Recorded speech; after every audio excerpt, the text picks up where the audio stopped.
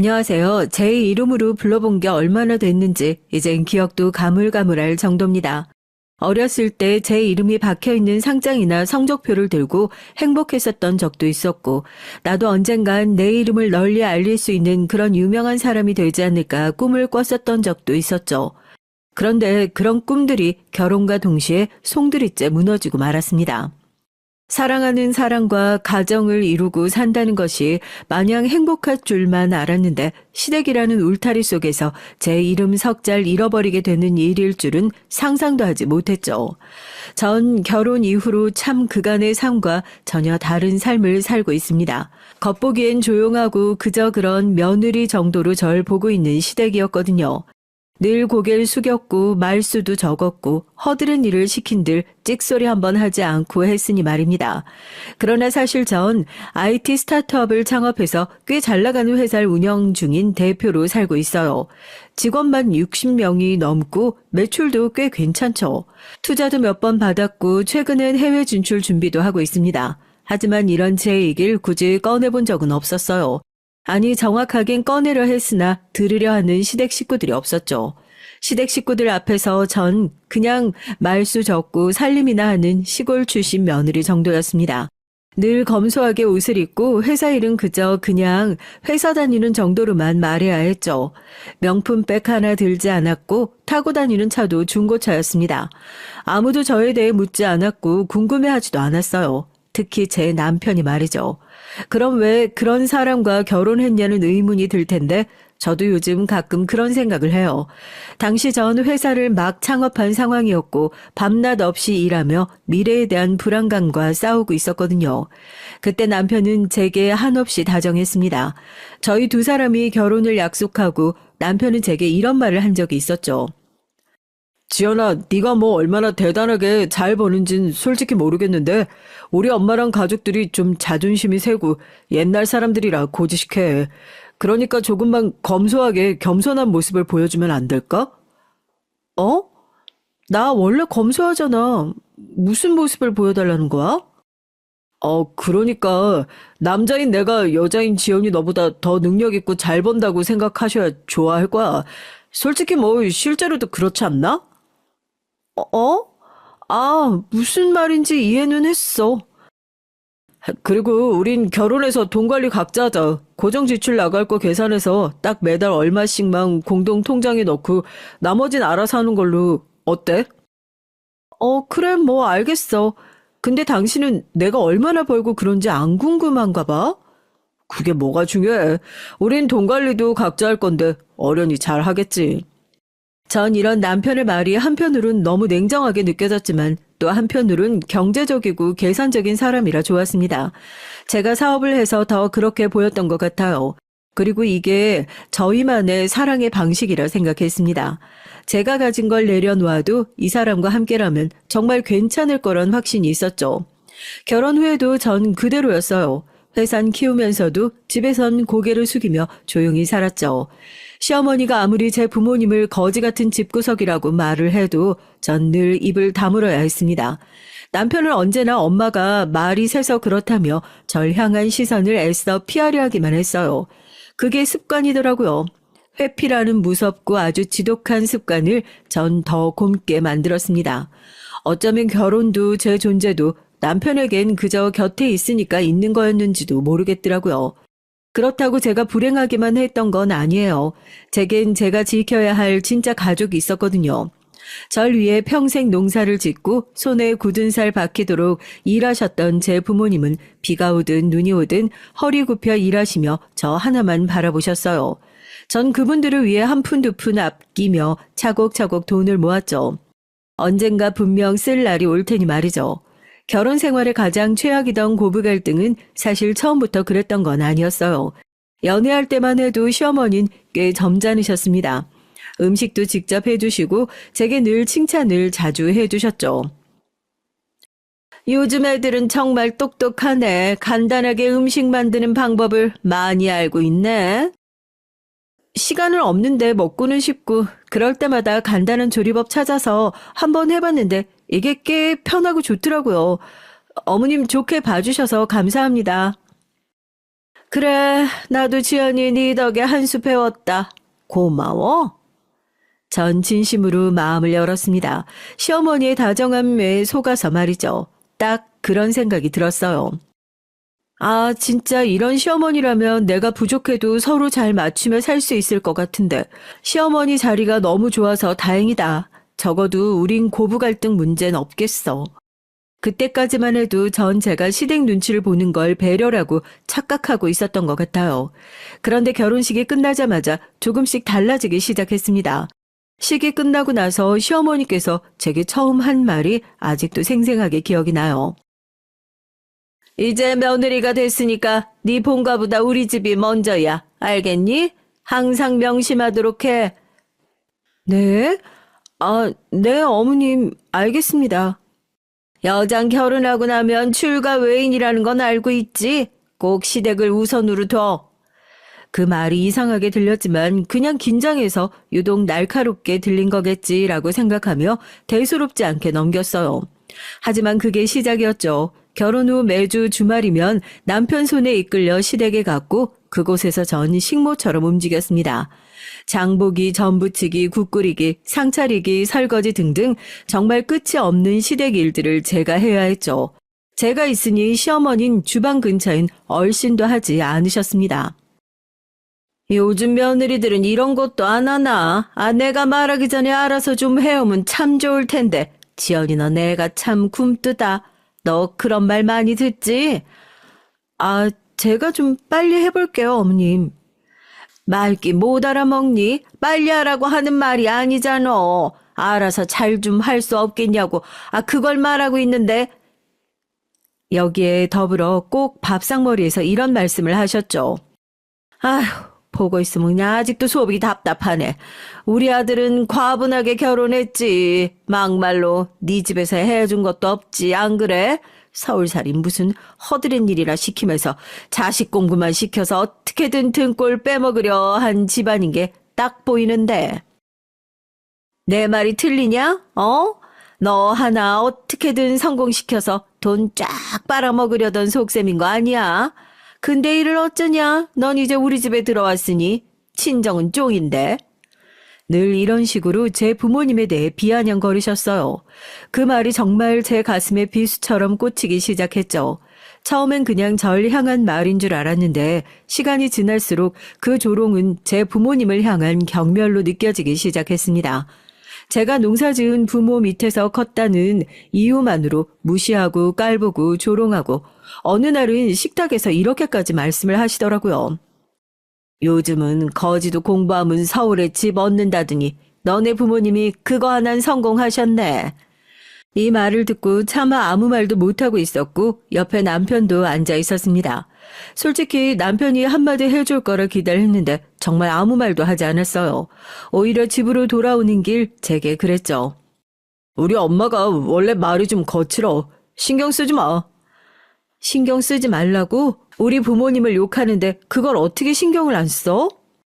아, 뭘 또 욕을 했다고 그래. 아, 그냥 노인네가 대충 흘리는 말들인데 무슨 욕이야 그게. 그게 어떻게 욕이 아니냐고. 한 번쯤은 내 편에 서줄 수도 있잖아.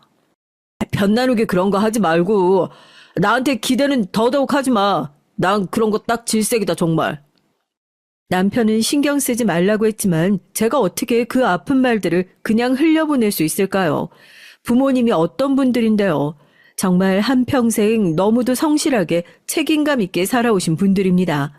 비 오는 날에도 논으로 나가셔서 흙탕물 묻은 장화를 신고 들어와 묵은 쌀을 털어내 밥을 지어주셨던 분들인데 그런 분들이 왜 저 때문에 욕을 먹어야 할까 싶었어요. 부모 욕을 하는데 아무렇지 않게 웃을 수 있는 사람이 세상에 정말 있을까요? 그런데도 전 아무런 말도 하지 못했습니다. 혹시라도 부모님이 알게 되실까 봐요. 딸 하나 믿고 서울로 보낸 건데 거기서 이런 모욕을 당할 줄 아시면 가슴이 찢어지실 테니까 말이죠. 그래서 전 조용히 또 묵묵히 밥상을 차리고 그릇을 닦았습니다. 그게 사랑이라고 믿었던 결혼 생활을 유지하는 유일한 방법이라 생각했어요. 하지만 그게 절 갉아먹고 있다는 건 너무 늦게 알게 됐습니다. 사실 전 어릴 때부터 늘 부모님께 받기만 하며 살았어요. 작은 텃밭에서 나오는 채소로 겨울 나시고도 제 도시락 반찬은 언제나 3가지가 넘었습니다. 농사일 끝내고 찜질방 한번 못 가보신 분들이 제 등록금 낸다고 낡은 경운기까지 파셨던 분들이에요. 그런 부모님이 이젠 많이 늙으셨어요. 언제부턴가 아버진 농사일 끝나고도 다리를 저었고 어머니는 손가락 마디가 욱신거린다는 말을 자주 하시기 시작했습니다. 그럼에도 늘 웃으시며 말씀하셨죠. 지연아, 엄마랑 아빠는 알아서 살아. 그러니까 신경 쓰지 말고 너만 잘 살면 된다. 서울로 오라고 엄마랑 아빠랑 다 같이 병원 가자니까. 그렇게 두면 더 아파. 병 더 키우는 거라고. 아이고 됐어. 무슨 서울식이나 가. 엄마 아빠 괜찮어. 그 말들이 왜 그렇게 가슴을 아프게 찔렀을까요? 전 정말 괜찮지 않았습니다.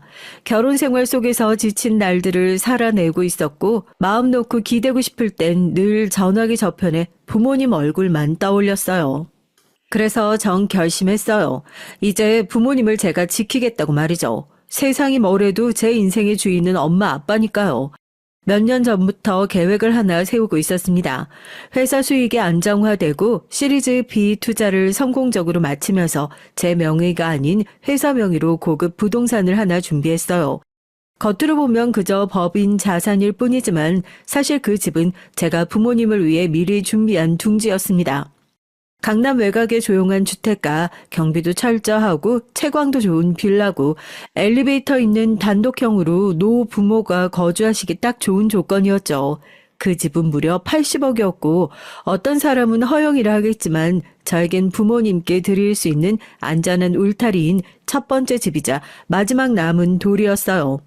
하지만 아무에게도 말하지 않았죠. 남편에게도 시댁에게도 말이죠. 이 결혼을 시작할 때 남편은 저에게 한 가지 부탁을 했으니 말입니다. 검소해줘라. 네가 버는 돈은 별로 궁금하지 않다. 이런 식으로 말이에요. 그런데 남편의 의도였는지 몰라도 제 스스로를 낮출수록 시댁에선 절 더 짓밟기 시작했습니다. 어디서 저런 가난한 집 딸이 우리 아들한테 붙었는지 몰라. 아주 불려시가 따로 없네 정말. 저렇게 대놓고 말씀을 하셔도 전 아무 말을 하지 않았고 그러니 더 괴롭혔던 것 같아요. 제가 아무 말을 하지 않으니 그걸 기죽었기 때문이라고 해석을 했죠. 제가 결국은 바보였던 겁니다. 이런 이유들로 말하지 않았고 제 부모님께도 이 집에 우리가 들어가 살 거라는 말은 하지 않았어요. 엄마랑 아빠랑 병원 다니시려면 서울로 오셔야 하니까 엄마 짐부터 조금씩 싸놓자. 아유, 우리는 왔다 갔다 해도 정말 괜찮다니까 그러네. 하루 이틀도 아니고 내가 신경 써서 싫어. 그러니까 조금씩 짐 옮겨두자고. 그렇게 자연스럽게 조용히 그 고급 빌라의 열쇠를 손에 쥐며 부모님을 지키기 시작했어요. 이제 내 부모님을 지켜드려야지. 내가 지킬 거야 꼭. 그날 밤 창문을 열고 서울의 야경을 바라봤습니다. 가슴이 참 먹먹했어요. 어릴 적 시골 하늘에서 별을 보며 꿈꿨던 그 모든 것들, 그게 이렇게 이루어지다니 꿈만 같았죠. 부모님이 계시지 않았다면 지금의 전 존재하지 않았을 겁니다. 하지만 그 기쁨은 아주 잠시였어요. 그 집의 존재가 밝혀지는 순간 정말 모든 것이 판이 뒤집힐 거란 걸 알고 있었습니다. 그래서 조용히 준비했고 언젠가 말 없이 당해온 모든 것에 대한 대답을 해야 할 날이 올 테니까요. 그 날이 오기 전까지 아무런 말도 하지 않을 거라고 다짐을 했습니다. 고요한 사람은 약한 게 아니라 그저 때를 기다리는 법이니 말이죠. 그날도 여느 주말과 다르지 않았던 날이었어요. 주말 아침에 해 뜨기 전부터 일어나 반찬을 챙기고 소고기 묵국에 나박김치, 연금조림까지 담아 양손 가득 들고 시댁으로 향했죠. 정작 제 부모님께는 며칠째 얼굴 한번 못 비쳤는데 시댁은 한 주만 걸려도 전화가 빗발쳤습니다. 지연아, 주말인데 바쁘지? 그냥 우리 딸 보고 싶어서 전화해봤어. 나도 엄마 아빠 보고 싶은데 시댁 가야 돼서 미안해 아빠. 내가 다음 주는 꼭 시간 내서 갈게. 아니야, 뭐하러 그래. 그러지 말어. 그냥 보고 싶어서 전화한 거야. 시간 없는 거 빼지 마. 우리 괜찮다. 늘 그렇게 부모님은 절 찾으면서도 부담을 주지 않으려 하셨고 그럴수록 제 가슴은 더욱 아파왔습니다. 주말이면 늘 시댁 주방에 서서 식모살이를 해야 했고요. 오전 10시가 되기 전부터 시어머니의 간사분이 시작됐죠. 너 이거 간보고 만든 거 맞니? 국물간이 왜 이러냐? 잡채는 기름지면 안 되는 거 몰라? 적당히 색도 내야지 이게 뭐야? 다시 해볼게요. 좀 한 번에 잘할 순 없겠냐? 아유, 꼭 이렇게 내가 꾸짖어야 하니 너는 내 입이 아프다 입이. 그 말이 그냥 잔소리처럼 들릴 수도 있어요. 하지만 하루 이틀이 아닌 계속 반복된다면 그건 그냥 절 공격하는 거였죠. 매주 매달 몇 년을 그렇게 지내다 보니 제 마음속엔 언젠가 터질 무언가가 쌓이기 시작했습니다. 그날 어머니가 유독 심기가 불편하셨어요. 밥상 위에 제 부모님 얘기까지 올리신 순간부터 모든 공기가 싸늘하게 변했죠. 아참, 그나저나 네 엄마 아버진 서울에 왜 오신다고 했지? 전 말없이 숟가락을 내려놨습니다. 괜히 대답했다가 또 조롱만 들을까 싶었거든요. 그런데 시어머니가 정말 아무렇지도 않게 그 말을 꺼내셨어요. 거지들이 뭘로 서울까지 병원을 와? 아이 그냥 죽지 왜 어차피 오래 못 살 것 같은데. 어떻게든 살겠다고 발버둥 치는 꼴이 참 봐줄 만하네. 그 순간 식탁에 앉아있던 남편이 흠칫 눈치를 보며 헛기침을 했지만 그 이상 아무 말도 하지 않았어요. 그 말을 듣고 처음엔 잘못 들은 줄 알았어요. 아니겠지. 설마 저걸 진짜 내 앞에서 지금 내뱉은 말이 맞을까 싶었습니다. 머릿속에서 뭔가 쨍하고 부서지는 소리가 들려왔죠. 그리고 시어머니 입에서 또 한마디가 나왔습니다. 서울 집은 구할 수 있다니? 하기사 집은 무슨 어차피 또 남의 집 얹혀 살게 뻔하지. 너도 참 네 부모 그 사정 알면서 체면은 무슨 체면을 세우는 거니? 제가 체면을 언제 세웠어요, 어머님? 뭐라고? 네가 체면을 안 세웠어 그럼? 너 쥐뿔도 없으면서 콧대만 높아가지고 혼자 그냥 토도 안 차곤 다 하잖아. 바로 그때였습니다. 남편은 제 팔을 딱 잡고 말했어요. 엄마가 그냥 하시는 말씀이잖아. 그럼 그냥 들어야지 여보. 안 그래? 아무 말도 하지 말라는 무언의 압박이 느껴졌죠. 그 순간 전 딱 그 자리에 얼어붙었습니다. 표정 하나 변하지 않으려고 안간힘을 썼어요. 정말 눈가가 뜨거워지지 않으려 입술을 꽉 깨물었고 손에 쥐고 있던 물컵을 꾹 잡았죠. 참자, 참아야 돼.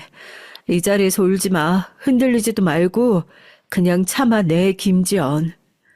정말 온몸을 덜덜 떨면서 꾸역꾸역 참아냈습니다. 하지만 그 자리에 앉아있는 동안 한 가지 아주 선명하게 떠올랐어요. 제 아버지가 흙 묻은 손으로 제 도시락을 싸주시던 모습과 제 어머니가 논에서 바로 캐온 고구마로 군고구마를 해주시던 저녁이었죠. 그 따뜻한 손을 가진 분들이 지금 시어머니 입에선 죽지 왜라는 말로 소비되고 있다는 걸 참을 수가 없었어요.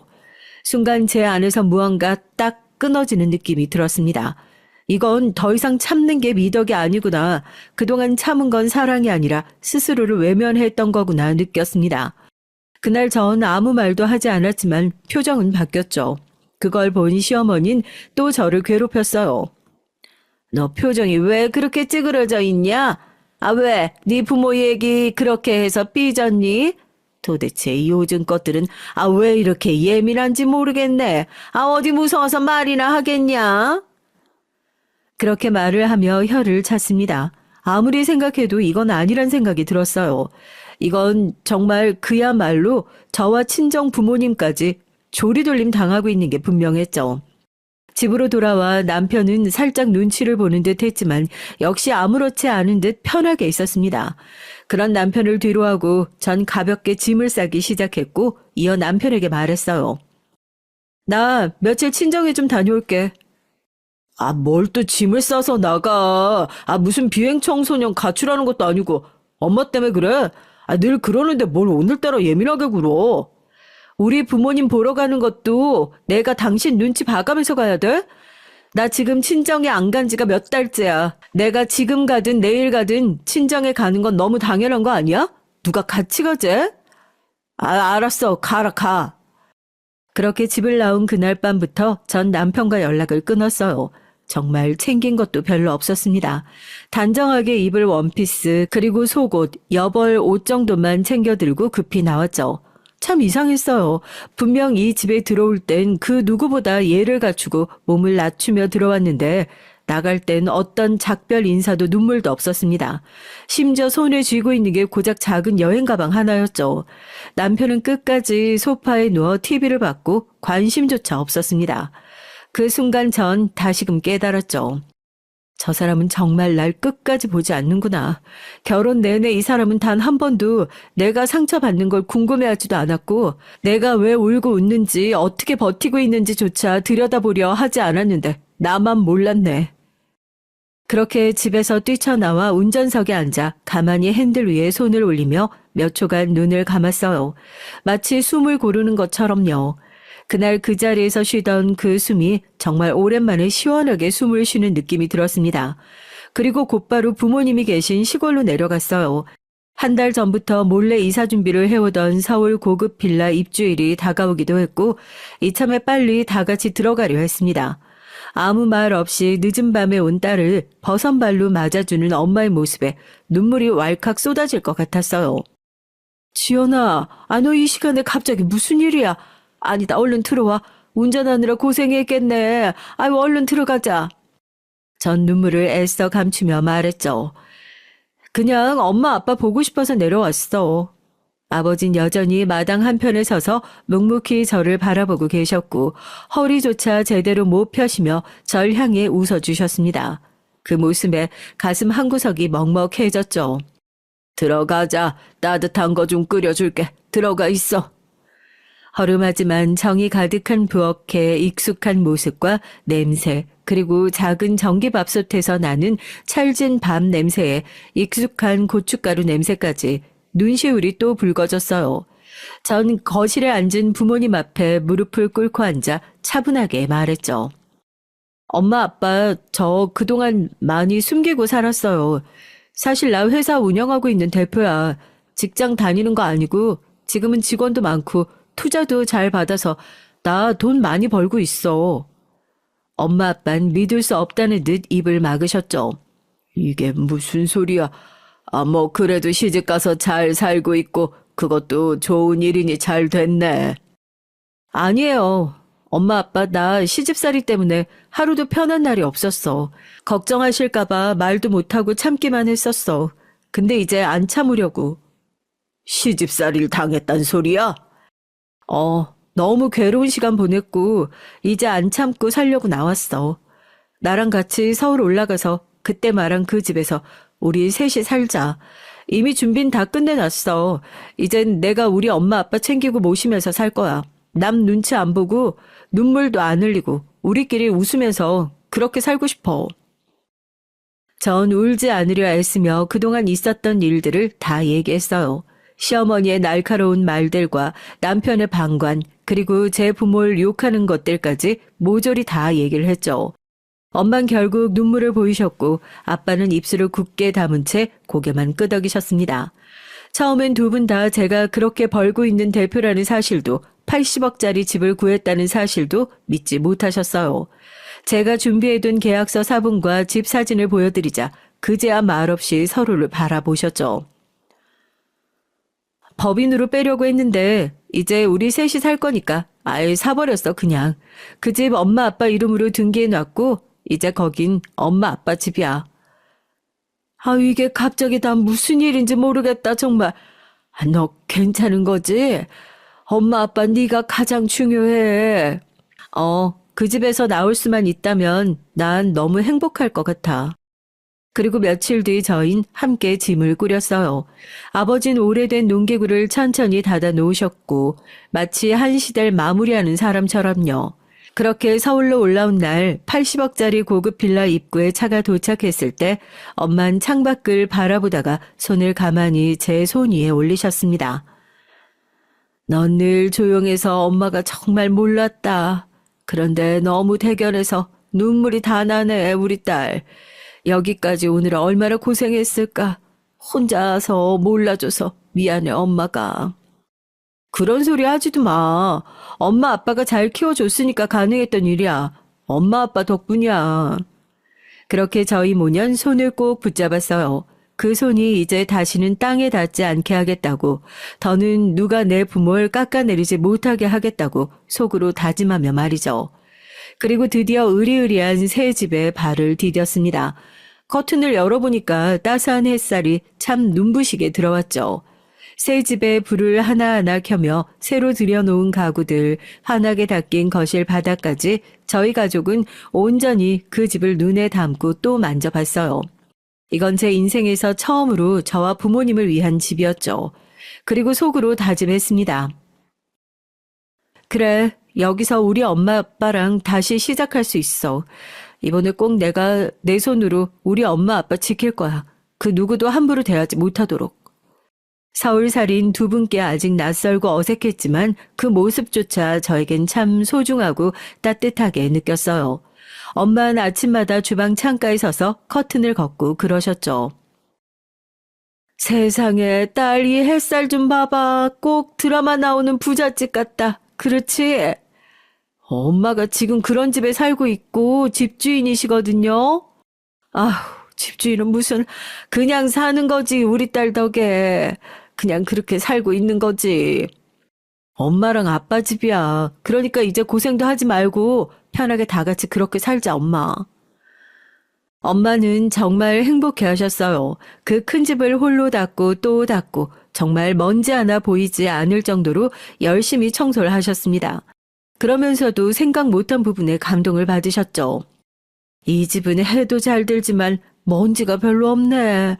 엄마가 아무리 쓸고 닦아도 먼지가 없어.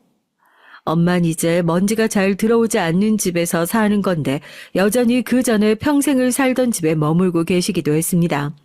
말해주고 싶었어요. 이 집에 먼지가 유독 없는 게 아니라 엄마 아빠가 이제 먼지 낀 인생에서 벗어나 편히 살 차례라고 말이죠. 아빠의 모습도 참 귀여우셨습니다. 소파에 앉아 리모컨을 이것저것 눌러보시며 그러셨죠. 딸, 이건 TV가 아니라 컴퓨터랑 연결된 기계인 거지? 참 신기하다. 서울은 무슨 리모컨도 똑똑해. 넷플릭스 들어가면 이것저것 볼 거 많아, 아빠. 넷플릭스 들어가서 보세요. 전 그때 처음 마음 깊숙한 곳에서 진짜 안도를 느꼈어요. 숨 죽이며 살았던 시간 동안에도 이 순간만은 꼭 이루고 싶었으니까 말이죠. 그렇게 부모님이 새 집에 적응해 가시는 동안 전 제게 잠시 휴가를 내기로 했습니다. 제 사업은 절친이자 파트너인 소라가 전부 맡아주겠다고 했고요. 지연아, 아무 생각하지 말고 걱정 말고 쉬다 와. 회사는 내가 알아서 잘 굴리고 있을 테니까. 너 정말 휴식이 좀 필요해. 부모님이랑 푹 쉬다 와. 그래, 너무 고마워. 잘 정리하고 돌아갈게. 잘 부탁해. 절대 참지 말고 이번에 확실하게 끝내고. 그 말이 제 심장에 무겁게 박혔습니다. 이번엔 정말 제대로 끝낼 차례가 아직 남아있었죠. 몇 년 동안 참고 또 참았던 그 시간들, 제 존재를 마치 투명 인간처럼 무시했던 남편과 저희 집안을 거지 같은 집안이라며 조롱했던 시어머니, 그리고 그 모든 모욕을 견디게 했던 단 한 가지 이유인 부모님. 이제 그분들을 위해 제 역할을 해야 했어요. 이혼 절차는 아주 조용히 진행됐습니다. 변호사 사무실에서 서류를 접수한 날 마치 오랜 독감이 끝나고 몸이 개운해지는 듯한 이상한 해방감이 밀려왔어요. 그리고 전 계획의 마지막 조각을 끼워 맞추기 위해 조용히 시댁으로 향했죠. 다들 여전히 아무것도 모른 채 제 자리를 비워두고 일상을 보내고 있었습니다. 그날도 어김없이 식탁엔 그들이 참 좋아하던 된장국과 나물 반찬 그리고 불고기가 있었어요. 시어머니는 제게 말없이 그릇을 건네며 익숙한 듯 기세를 부렸습니다. 전 조용히 앉아 숟가락을 들고 한참을 말없이 있다가 입을 열었죠. 참, 어머님, 이제 저희 부모님이 이 근처로 이사 오셨어요. 순간 시어머니의 손이 멈췄습니다. 젓가락을 쥐고 있던 손끝이 미세하게 떨리는 걸 전 놓치지 않았죠. 뭐? 이 근처로 이사 왔다고? 서울에서도 비싼 곳인데 무슨 재주로 왔다니? 새 들어 사는 거라 싸구려 집 하나 구한 건가? 예, 조심하라고 그래라. 요즘 전세 사기로 난리도 아니던데. 아참, 전세 들어갈 돈은 없니? 월세 살려나? 그 특유의 조롱 섞인 웃음에 전 조용히 가방을 열었어요. 그리고 그 종이를 꺼내 식탁 위에 탁 소리가 나게 던졌죠. 보실래요? 전세 월세도 아니거든요. 이건 제 부모님이 직접 매입하신 집이에요. 80억짜리 초고급 빌라 실거주랍니다. 순간 식탁이 공긴 얼어붙었어요. 시어머니는 입을 열지 못하고 남편은 당황한 얼굴로 종이를 더듬더듬 읽으며 물었죠. 여보, 이게 다 뭐야? 80억짜리 고급 빌라를 어떻게 사? 아니, 이게 말이 돼? 그러게, 그동안 내가 어떻게 살았는지, 어떤 삶을 살고 있는지 좀 들어보지 그랬어. 그렇게 말해주려고 하는데 입 꾹 닫아버린 게 누구더라? 그 말과 함께 며느리가 아닌 제 자신 김지연의 진짜 복수가 시작됐어요. 그래도 결혼 생활 중 처음으로 나한테 질문을 해주네. 80억쯤은 보여야 나에 대해 궁금해지는구나. 난 이 결혼 생활 하는 내내 그저 시댁 식모였고 당신한테 투명 인간이었어. 맞지? 아니, 당신 갑자기 이게 다 무슨 소리고, 왜 그러는 거야? 그걸 몰라서 물어? 당신은 내가 뭘 좋아하는지, 어떤 하루를 보내는지, 무엇을 견디며 살고 있는지 단 한 번도 궁금해한 적 없잖아. 그저 엄마 눈치 보느라 바쁜 남편 역할에만 만족하면서 산 거 아니었나? 바로 그 순간 시어머니가 자리에서 벌떡 일어났습니다.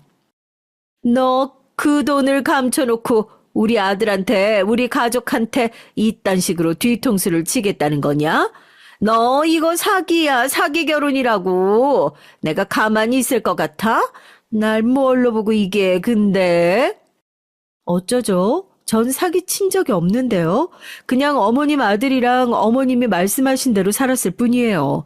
거지지만 딸처럼 과분하게 결혼한 여자처럼 말없이 조용히 시키는 대로요. 그러니까 이제 됐죠? 전 더 이상 이 거지 같은 집안 뜻대로 살지 않을 거거든요.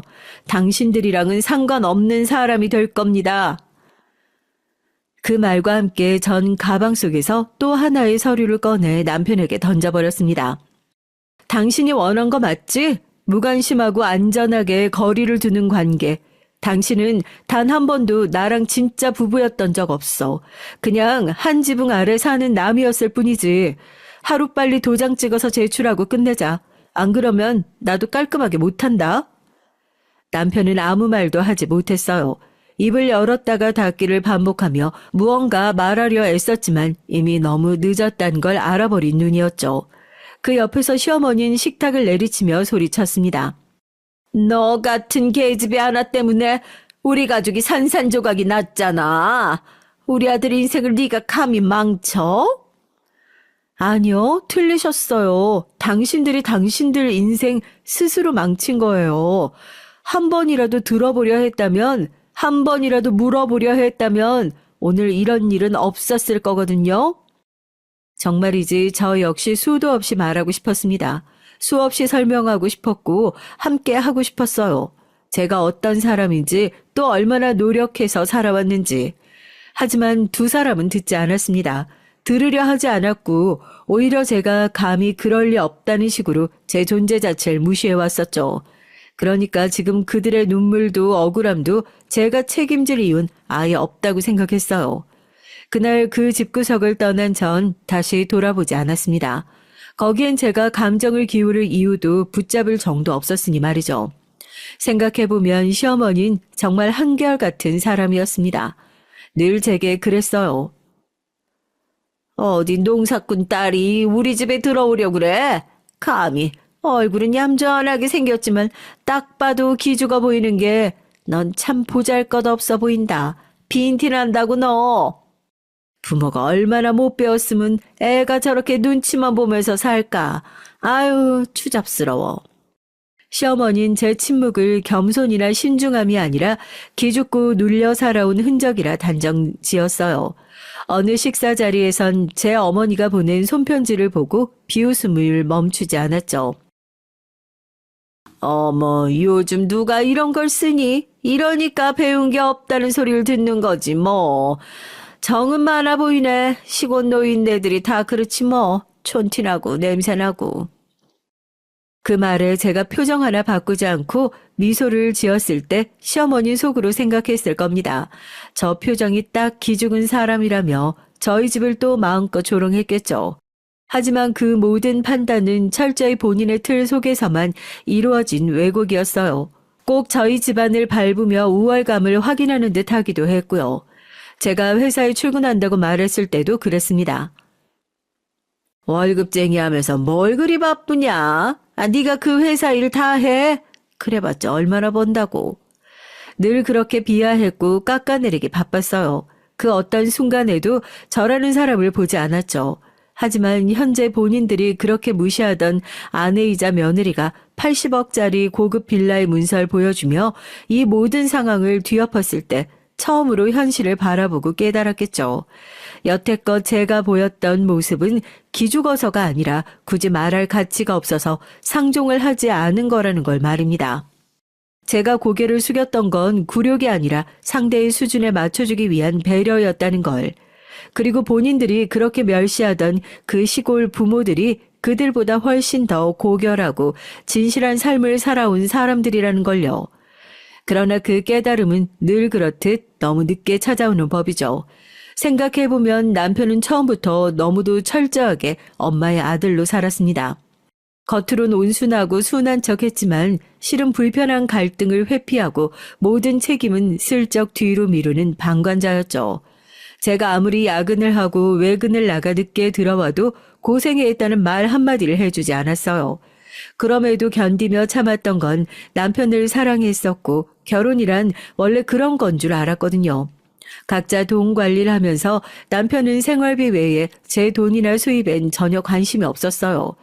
그저 자기 통장과 자산을 지키는 데 더 열중했죠. 그래서 이제 저는 이 지긋지긋한 연극을 끝내려 다짐했고 그제서야 남편은 저를 봐주기 시작했습니다. 여보, 지연아, 이렇게 갑자기 이혼을 하자니 그건 좀 아니지 않냐? 내가 지금 너무 혼란스러워서 머릿속에 아무 생각이 안 들어. 언젠 생각하며 살았어? 생각하면서 살았다면 나한테 그렇게 못했을 텐데? 그러게 물어봐 주지 그랬어. 일은 어떤지, 대표로 있는 회사 매출은 잘 나오는지, 얼마나 버는지, 안 힘드냐고 그렇게 물어봐 주지 그랬냐고. 제 말에 남편의 눈은 심하게 흔들리기 시작했어요. 그거야. 난 당신이 말을 안 하니까 그냥 편하게 잘 지내고 있겠거니 그렇게 생각한 거지. 그래, 편했지. 나 말고 당신이랑 당신 엄만. 내가 다 참고 맞춰주고 눈치 보며 살아줬으니까 얼마나 편했겠어. 남편은 울먹이며 매달리기 시작했습니다. 지연아, 미안해. 내가 너무 무심했다. 정말 미안해. 그땐 몰랐어. 우리가 이렇게 잘 살고 있는 것도 네가 그만큼 일하고 책임졌기 때문이라는 걸 정말 몰랐어. 미안해. 전 그런 남편에게 다시금 강조해서 말했어요. 시끄럽고 이혼 서류에 도장이나 찍어. 이 결혼 생활 내내 난 사람 취급도 못 받고 살았어. 내 부모님까지 말이야. 근데 난 당신 없을 때도 잘 벌었고 잘 살았고 앞으로도 잘 살 거야. 그러니 이 추잡한 결혼 생활은 끝내야겠어. 이런 곳에 감정 낭비하기엔 내가 너무 아깝고 잘났거든. 남편은 두 손으로 얼굴을 감싸며 바닥에 주저앉아서 빌었습니다. 지연아, 제발 다시 생각해줘. 지금이라도, 앞으로 내가 정말 잘할게. 다시 생각해줘. 엄마 말 아예 안 들을게. 내가 그러니까 우리 다시 처음으로 돌아가보자. 응? 처음처럼? 당신이 처음부터 날 이해하려 했다면 이렇게까지 오진 않았겠지. 내가 홀로 속아려하며 눈물을 흘린 그 많은 날들을 감히 당신이 어떻게 보상할 건데? 그 많은 날들을 내가 어떤 표정으로 살아왔는지 단 한 번이라도 떠올린다면 당신 지금 나 못 잡아. 이제 당신이랑 할 얘기 없고 내 변호사 통해서 연락하도록 해. 남편에게 아주 차갑게 등을 보였지만 한 가지 더 남은 게 있었어요. 바로 시어머니였죠. 뒤늦게서야 사태 파악이라도 한 건가 싶었지만 전혀 아니었습니다. 네가 우리 가족을 망친 거야. 너 때문에, 너 하나 때문에 우리 집이 이렇게 무너지고 있는 거라고. 애 아들을 감히 이혼남을 만들어? 저였으니 그나마 어머님 아들이랑 살아준 겁니다. 아직도 상황 파악을 못 하시네요. 당신들 스스로 만들어낸 상황이니까 남 탓할 시간에 반성이나 하세요. 남편도 시어머니도 그때서야 제 가치를 어느 정도 깨달았지만 이미 늦었고 전 확고했습니다. 그들이 외면한 수많은 날들 속에서 전 묵묵히 준비해왔고 더는 되돌아보지 않을 선택을 내렸으니 말이죠. 며칠 후 사업 파트너이자 절친인 소라가 움직이는 것을 알게 됐어요. 전 전혀 몰랐는데 제가 그동안 시댁에서 묵묵히 당했던 언어폭력과 조롱의 순간들을 정리하고 있었죠. 눈물 삼키며 소라의 조언대로 몰래 켜두었던 핸드폰 녹음 기능 그 안에 시어머니의 폭언들이 다 들어있었습니다. 서울집? 거지들이 뭘 산다고 웃기고 있네. 니네 친정부모는 농사꾼이라며 못 배운 티를 안 내는 게 신기하지. 저런 처지에 우리 아들이랑 결혼한 것만도 영광인 줄 알아야지. 소라는 이 녹음 중 몇 개를 짧게 편집해서 영상으로 만들었어요. 자막 넣고 시어머니의 얼굴은 흐릿하게 처리했지만 목소린 명확히 들렸습니다. 그리고 영상의 끝엔 조용히 고개를 숙이고 주방에서 설거지를 하는 제 뒷모습이 나왔어요. 음성은 없었지만 제 뒷모습에서 얼마나 많은 눈물들을 삼키고 있는지 보는 이들은 알 수 있었습니다. 소라는 그렇게 만든 영상을 자신의 SNS에 올리며 짧은 글을 덧붙였어요. 이런 집에서 5년을 견딘 제 친구는 그저 참은 죄밖에 없습니다. 가난을 멸시하고 사람을 사람으로 보지 않는 이들은 반성이라도 해야 합니다. 놀랍게도 그 영상은 순식간에 퍼졌고 커뮤니티 곳곳에 분노의 댓글이 쏟아졌어요. 이런 말이 진짜 현실에서 나온다고? 저 집안 무슨 조선시대냐?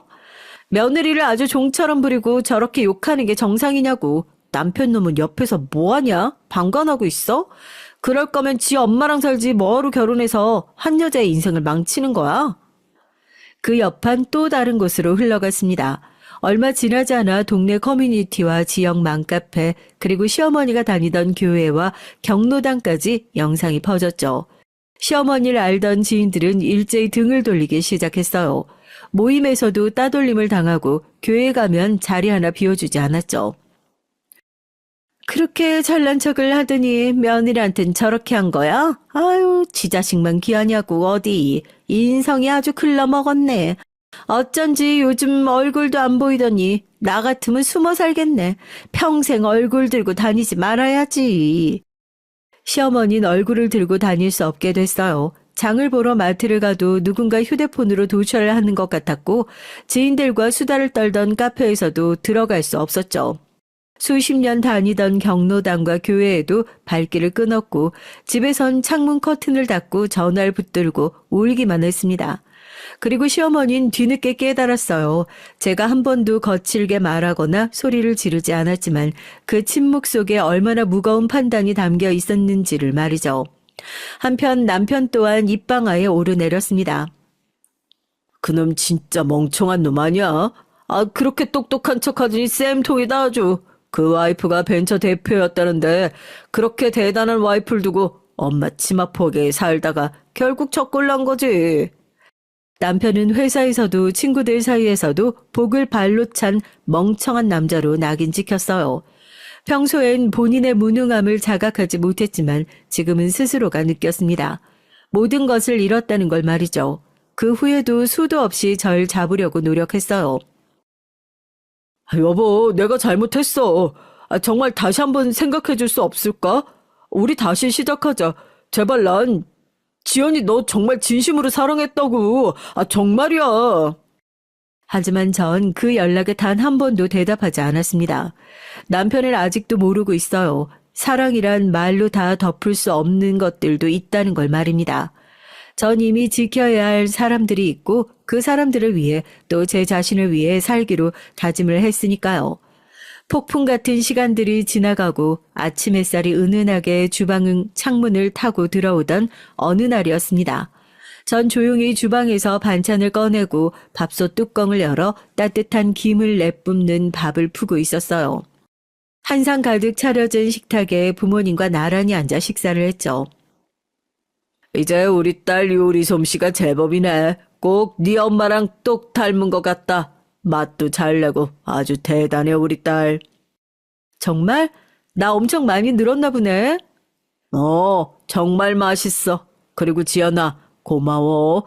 엄마랑 아빠는 요즘 하루하루가 꿈만 같다. 이렇게 여유롭게 아침 먹고 쉬고 여유라는 걸 즐기는 날이 올 줄 몰랐거든. 그것도 이렇게 대단한 집에서 말이야. 내가 고마워. 나 이렇게 키워준 것도 그냥 내 부모로 살아줘서 고마워. 다 고마워 내가. 그동안 흘려보낸 눈물과 삼킨 말들, 꾹꾹 눌러왔던 감정이 이 평화로운 날들 속에서 눈물로 녹아내릴 것만 같았어요. 하지만 전 울지 않았습니다. 지금은 눈물보다 웃음으로 채워야 할 시간이니 말이죠. 그렇게 부모님께도 이제야 쉼이라는 걸 선물해 드렸고 저 역시 마음이 편해졌어요. 매일 아침 커피를 들고 출근을 하는 그 일상이 뭐라고 정말 행복했습니다. 그렇게 살아보니 알겠더라고요. 저를 아끼는 사람들과 함께 있을 때가 진짜 제 모습이고 그곳이 제 자리라는 걸 말이죠. 그들은 여전히 불행한 나날을 보냈지만 전 그런 그들의 감정조차 신경 쓸 겨를 없이 행복하게 살고 있습니다.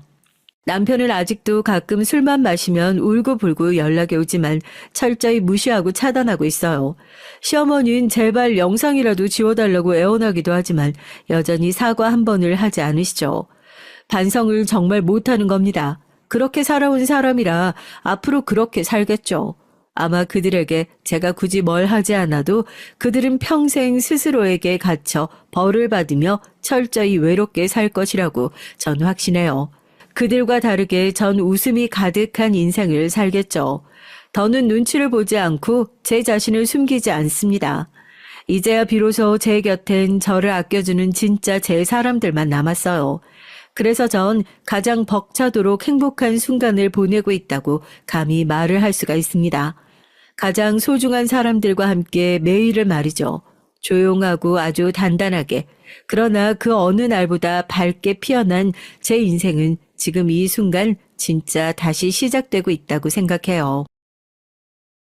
안녕하세요. 전 신체 건강한 대한민국의 공무원입니다. 이 유튜브를 애청하는 구독자이지만 남자분 사연은 거의 잘 없더라고요. 수줍지만 남자인 제가 이렇게 사연을 보내게 됐어요. 전 직업이 조금 특이해서 어디에 가면 제 직업을 밝히길 꺼려하는 편입니다. 처음 뵙는 분들이 일단 제 직업 들으시면 절 아래 위로 살펴보며 보는 눈초리도 바뀌더라고요. 제 직업이 뭐냐면요. 범죄자나 용의자들을 교도소에서 지키는 국가직 공무원, 바로 교도관이라고 불리는 사람이죠. 지금 들으신 구독자 여러분도 놀라셨을까요? 하지만 교도소도 다 사람 사는 곳입니다. 최근에 교도소 배경인 드라마도 나왔다시피 교도소 안에 흉악범들도 있지만 억울하게 누명을 썼거나 교화돼서 잘 지내는 사람들이 훨씬 많아요. 억울하게 살인죄로 복역하던 중인 60대 시인이 수감되어 있는데 본받을 점이 많은 분이라 제 고민도 상담하면서 친하게 지내는 수용자도 있습니다. 그런데 말입니다. 바로 우리 주변에 이런 범죄자보다 더 흉악하고 주변인들에게 해를 가하는 사람들이 있다면 어떠시겠어요? 심지어 그 사람이 우리 가족이라면 말입니다. 전 그 가족을 생각하면 교도관의 몸이지만 지금도 온몸에 소름이 돋고 무서워져요. 제가 앞으로 여러분께 들려드릴 얘기는 바로 그 흉악범보다 더한 가족에 대한 얘기예요. 그렇다고 해서 잔인하거나 폭력적인 사연은 아니니까 너무 겁내지 마시고요. 그럼 이제 제 얘기 속으로 한번 빠져보실까요? 전 부모님과 남동생 하나로 이루어진 가족에서 태어나 장남으로 자랐어요. 그리고 여느 일반적인 학생들처럼 별다른 사고 없이 공부하고 대학교까지 졸업을 했죠. 전 대학교에서 일어일문학을 전공했는데요. 졸업하고 나와서 할 일이 딱히 없더라고요. 그래서 전 졸업하자마자 바로 국가직 공무원 시험을 준비했습니다. 새벽 별 보고 도서관에 가서 밤 별 보며 집에 오는 생활을 3년 정도 하니까 합격이라는 영광을 얻게 됐죠. 공무원 합격 이후 어찌저찌 하다가 지금의 교도관 행렬직을 맡게 된 거예요. 처음 한동안은 출근할 때마다 입이 바싹 마르고 두려웠죠. 무서운 흉악범이 내 지시를 무시하고 주먹을 들이대면 반항하면 어쩌지? 그들에게 집단 구타라도 당한다면. 초년생 시절에 거울을 보면서 자신감을 불어넣고 계속 다니다 보니 지금은 뭐 나름대로 적응해서 겁이 없어지긴 했어요. 제 일에 잘 적응해가고 생각보다 근무 조건도 괜찮은 직업이지만 한 가지 단점이 있죠. 그건 바로 소개팅이 잘 안 들어온다는 겁니다. 절 처음 보는 분들은 허우대 멀쩡하고 직업도 공무원이라고 하니까 호의를 보이세요. 자기 아는 친척 딸을 소개해 주겠다며 나서기도 하고요. 하지만 제가 교도관 일을 하고 있다고 설명하면 그 얘기는 쏙 들어가 버립니다. 여러분이 보실 때도 교도관 일하는 사위나 남편은 좀 별로입니까? 어쨌든 그렇다 보니까 전 막상 여자를 만날 기회가 별로 없어요. 하지만 누구에게나 정해진 짝은 있다고 저도 제 인생의 반려자를 우연한 자리에서 만나게 됐어요. 그날은 친구 농가 술집에서 소주 한 잔을 기울이고 있던 밤이었죠. 옆 테이블에 여자 3분이 놀고 있었는데 갑자기 남자 2명이 와서 찝쩍거리는 겁니다. 보통 이런 일은 나서지 않고 모르는 척 하는 편인데 그날따라 왠지 저 난처한 상황에 놓인 여자분을 구해주고 싶었어요. 이봐요, 여자분이 싫다잖아요. 신사답게 가던 길 가시죠. 뭐야, 네가 뭔데 이래라 저래라야. 너 맞아 죽고 싶어? 전 교도관 배지를 보여주며 그 남자들에게 겁을 줄 요량이었습니다. 글쎄, 내가 교도관인데 경찰 불러서 여길 정리하는 게 나을까? 아니면 우리 교도소에서 얼마 전에 출감하신 주먹 쓰는 형님을 불러서 너희들 손 좀 봐달라고 할까? 어떻게 해주면 좋겠냐? 제 배지를 보고 겁박을 듣던 남자들은 별다른 저항도 하지 않은 채 그대로 꽁지가 빠져라 도망을 쳤어요. 이후 여자분들은 저에게 고맙다면서 합석해서 술 한잔 하자고 하더군요. 고마움의 표시로 우리가 먹은 술값도 모두 계산해주고 말이죠. 그날 친구와 전 그 여자분들과 하루 즐겁게 놀고 다시 볼 일이 없을 거라고 가볍게 생각했어요. 합석한 자리에서 한 여자분이 저에게 관심을 보이더라고요. 정말로 직업이 교도관이세요? 거기에서 나쁜 놈들 상대하다 보면 무섭진 않아요? 보기보다 용감하시다. 평소 자주 들어본 제 직업에 대한 호기심이라고만 흘려들었죠. 그 자리에서 여자분들과 예의상 핸드폰 번호를 교환했지만 서로 다시 만난다던가 기약 없기 때문에 저도 이 일을 잊고 살았어요. 그런데 며칠 뒤에 제게 질문했던 여자분에게서 문자 한 통을 받았습니다. 그동안 잘 지냈어요, 교도관 오빠? 저 교도소 구경 한번 시켜주지 않으실래요? 문자를 받고 난 전 그 여자에게 연락을 했고 그 주말에 만나기로 약속을 했어요. 그리고 첫 데이트에서 식사를 하면서 친해지게 됐습니다. 시간이 흘러 어느덧 그 여자분은 지금의 제 아내가 되어버렸네요. 가끔 아낸 그때의 제가 무심했다면서 볼멘 소리를 하고는 해요. 그런데 당신 그때 나한테 무슨 마음으로 문자 보낸 거야? 눈치 없는 남자 같으니라고. 당신 연락을 기다렸는데 도통 와야 말이죠. 그래서 내가 먼저 연락해서 가볍게 문자를 찔러본 거지? 진짜 교도소가 궁금해서 연락한 줄 알았어요? 아내는 그때 구해준 제가 슈퍼맨처럼 멋있게 보였다며 수줍게 웃었습니다. 사랑스러운 아내와 결혼하고 1년 뒤에 앞니가 토끼 이빨처럼 생긴 이쁜 딸까지 낳으면서 우리 세 가족은 정말 행복하게 살았어요. 아내는 처음 만났을 때부터 직업이 간호사로 대학병원에서 일을 하고 있었습니다. 우리 힘으로 작은 아파트라도 사고 싶어서 둘이 맞벌이로 일하면서 열심히 가정을 꾸려갔죠. 하지만 순탄하게 몇 년을 지내던 우리 가정에 위기가 찾아오고 맙니다. 초등학교 1학년이던 딸아이가 학교에서 돌아와 보니까 얼굴부터 해서 몸 이곳저곳이 퉁퉁 부어있는 거 아니겠어요? 이상하다고 생각한 아내가 병원에 데려가서 검사를 해보니까 소아신장병이라는 진단을 받고 말았습니다. 원래 우리 딸은 어렸을 때부터 빈뇨 증상이 꽤 있었어요. 밤중에 소변 실수도 자주 하고 2-3시간마다 소변을 봐야 해서 외출도 쉽지 않았죠. 하지만 어느 어린이나 커가면서 겪는 현상이라고 생각했을 뿐 이렇게 병까지 있을 줄은 전혀 몰랐어요. 아내인 간호사인 엄마가 자기 딸 병도 알아차리지 못했다면서 자책까지 했습니다. 아이의 병을 알게 된 뒤로 아이의 병 치료를 위해서 우리 가정은 많은 것을 바꿔갔어요. 우리 집에선 음식할 때 소금 간장을 거의 사용하지 않습니다. 딸의 저염식 식사를 만들다 보니까 우리도 거의 익숙해졌기 때문에 외식도 여간에선 잘 하지 않아요. 이제 우리 부부도 슴슴한 입맛이 되어버려서 밖에 음식이 영 안 맞더라고요. 그리고 아이의 상태를 살피고 치료받기 위해 대학병원에 적어도 한 달에 한 번 이상은 주기적으로 내원해야 해요. 대학병원에 있는 아는 3교대 근무를 원칙으로 하다 보니 상황이 어려웠습니다. 오전, 주간, 야간 이렇게 순환식으로 돌아가다 보니 아이의 병원 예약이 있는 날은 쉽게 근무를 빠지기가 어려웠죠.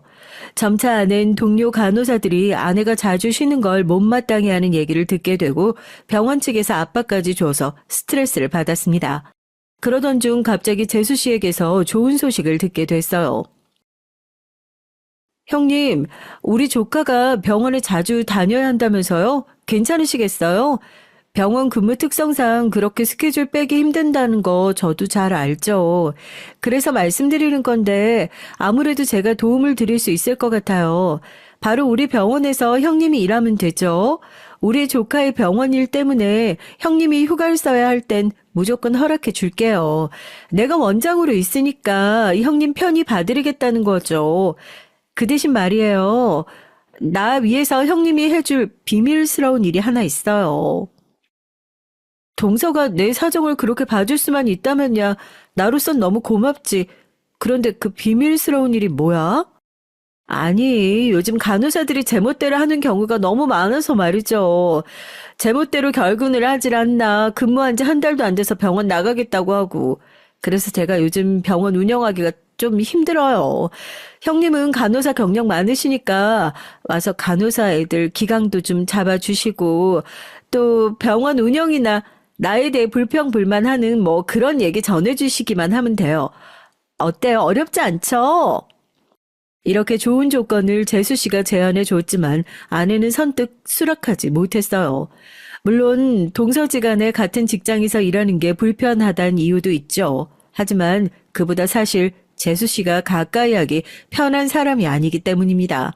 솔직히 말하면 재수 씨는 좀 사이코 같은 행동도 자주 하고 주변 사람들을 죄다 불편하게 만드는 신기한 재주가 있어요. 솔직히 말하면 재수 씨는 1년에 몇 번 못 보고 살았어요. 우리 본가, 그러니까 재수 씨의 시댁에 잘 안 오기 때문이죠. 그렇지만 우리 부모님은 그런 재수 씨에게 여느 시댁 어른들처럼 자주 시댁에 방문하라던가 강요나 그런 말씀을 하나 안 하세요. 그야 뭐 대단하신 의사 며느님이 바쁘다고 눈치 보시는 것도 이유겠지만요. 재수 씨가 시집 온 뒤 2년 동안 겪어보니 우리 집에 오는 날이면 날마다 분위기를 얼어붙게 만들어서 이젠 우리 가족도 재수 씨가 오길 꺼려 하거든요.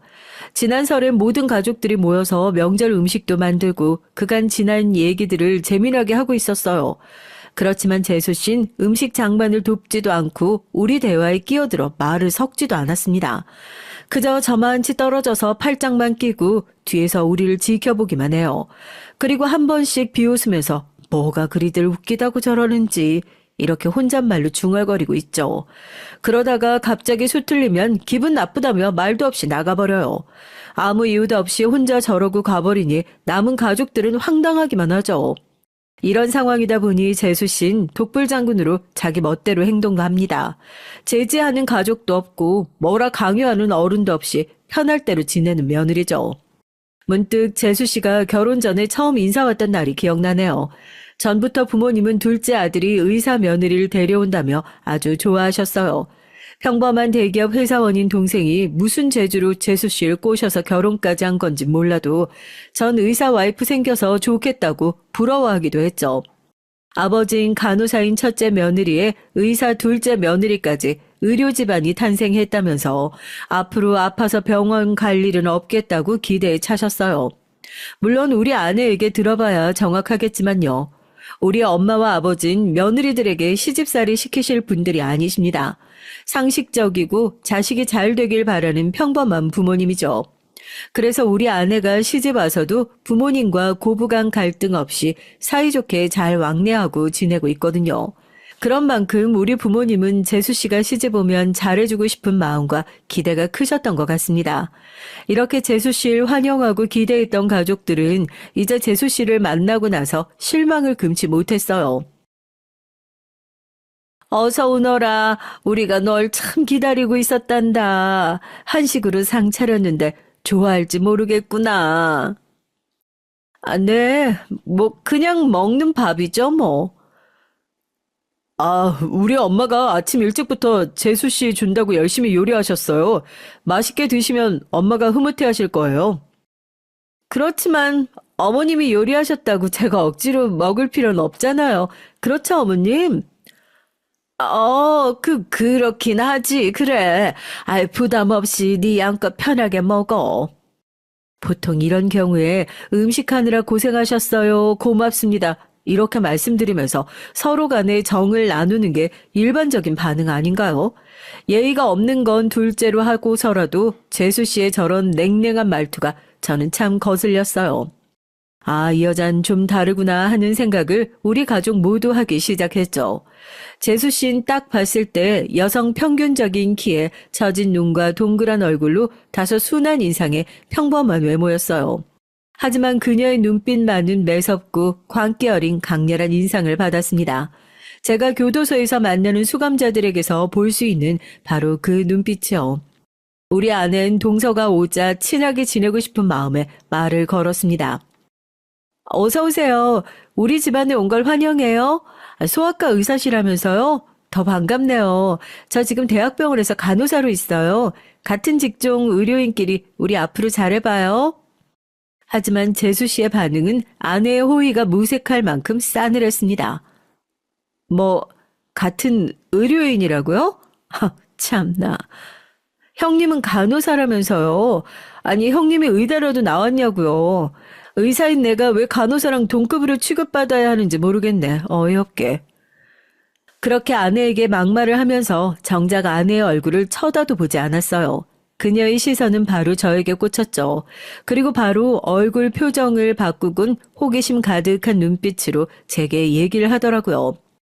아, 아주버님이 교도관이시라면서요?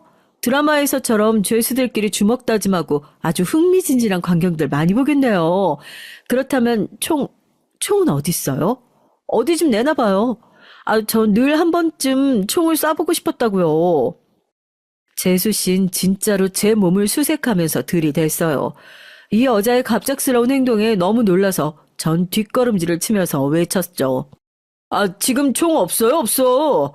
총은 평소에 잘 쓰지도 않을 뿐더러 그런 위험한 무기를 퇴근하면서 갖고 나오면 징계감이죠. 총이 없다는 제 말을 들은 재수 씨는 실망이 크다면서 바로 다른 데로 갔습니다. 그때 전 직감적으로 느꼈죠. 앞으로 왠지 재수 씨를 조심해야 한다. 이제 구독자 여러분들께서도 재수 씨가 어떤 사람인지 대충 직감이 가시죠? 아내가 평소 불평했던 재수 씨를 상사로 모시고 병원에서 근무하는 게 엄두가 나지 않는 건 충분히 이해가 됐어요. 아, 동서가 그래도 의사인데 병원에선 좀 괜찮겠지? 그런데 함께 일하는 동료들의 얘기를 전해달라는 게 결국 스파이 하라는 거잖아. 내가 그런 걸 할 수 있을까 모르겠네. 그래, 맞아. 재수 씨 성격이 좀 괴팍해. 그리고 당신 성격에 그런 스파이 같은 일 못할 것 같은데. 그냥 재수 씨네 병원 가지 말고 다른 데 더 알아봐. 한참을 생각하더니 아내는 결심이 섰다는 듯 제게 말했습니다. 아니야. 그래도 이만한 조건 맞추는 병원 찾기 쉽지 않으니까 한번 동선의 병원에 다녀보지 뭐. 아니, 다니다가 정 힘들면 그만둘게요. 너무 걱정 마요. 딸을 위해 아내는 어려운 결심을 했어요. 그리고 그날부터 재수 씨네 병원에 다니기 시작했죠. 하지만 기우는 현실이 됐고 이건 사건의 시작에 불과했습니다. 어느 날 본가에서 걸려온 전화를 받고 전 불이 나게 달려가야 했어요. 그건 우리 엄마가 쓰러지셨다는 비보였기 때문이죠. 본가에 들어서니 저보다 먼저 소식 듣고 온 아내가 엄마 팔에 수액 링걸 놔주고 있었습니다. 엄마 괜찮으세요? 아, 멀쩡하신 분이 왜 갑자기 쓰러지신 거예요? 엄마에게 무슨 일 있었어요, 아버지? 그러게 말이다. 내가 외출했다가 집에 와보니까 이 사람이 거실에 쓰러져 있지 뭐냐. 놀래서 급히 너희 부부에게 전화한 게다. 그리고 바로 달려온 우리 첫째 며느리 덕에 네 엄마도 의식도 차리고 지금 많이 좋아졌지. 여보 정말 고마워. 그런데 엄마 괜찮으실까?